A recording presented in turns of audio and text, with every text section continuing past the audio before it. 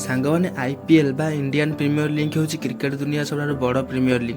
IPL 2008 आम देश भारत में खेल आसुच्छी। 2024 आईपीएल 17तम सीजन खेल जाऊँगी। टाटा आईपीएल 2024 में मोट 10 टीम यही वर्ष खेलुअछि। आज आम जाना आईपीएल खेलुवा टीम मानकर ओनर बा मालिक किए।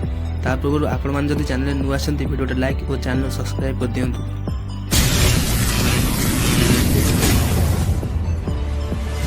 नंबर 1 चेन्नई सुपर किंग्स। सांगने आईपीएल सब सक्सेसफुल टीम मान गोटे और सब अधिक पसंद करा टीम जहाँकि किंग ऑफ आईपीएल ना लोक मैंने जानते से टीम नाम है चेन्नई सुपर किंग्स, जार owner Chennai Super Kings cricket limited company अटे, जार की ओनरशिप इंडिया सीमेंट कंपनी पाखे अच्छी।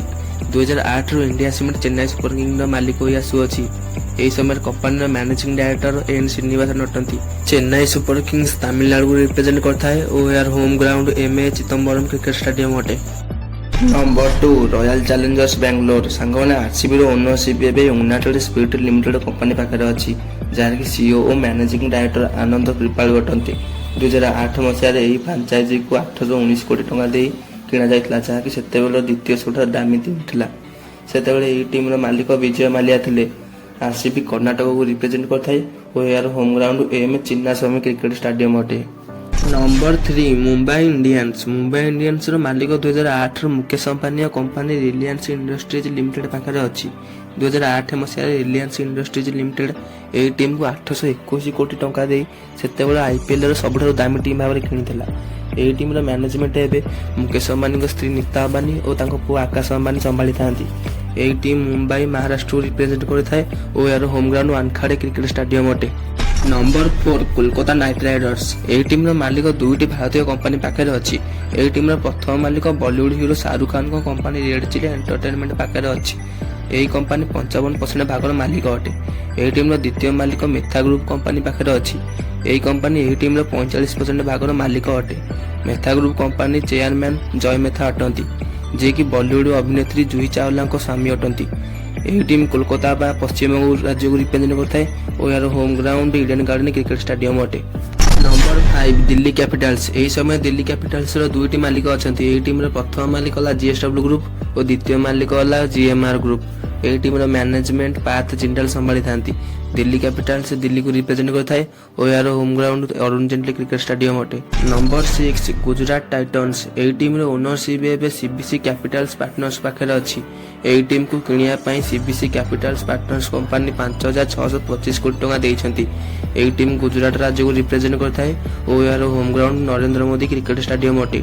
नंबर 7 राजस्थान रॉयल्स। यही टीम हूँ आईपीएल सब आगु आईपीएल ट्रॉफी उठाई टीम। यही टीम सब बड़ मालिक है मनोज बोटाले, जहाँ पाखे कि यही टीम 65% भाग अच्छी। यही टीम द्वितीय मालिक है रेडबर्ड कैपिटल्स पार्टनर्स कंपनी। यही कंपनी पाखे यही टीम 15% शेयर्स अच्छी। यही टीम तृतीय मालिक है नेचुरल मोटर्स पाखे 13% भाग शेयर्स अच्छी। यही टीम राजस्थान को रिप्रेजेंट करता है और यार home ground Sawai Mansingh cricket stadium अटे। नंबर 8 सनराइजर्स हैदराबाद। यही टीम 2016 मसीह प्रथम आईपीएल ट्रॉफी नहीं।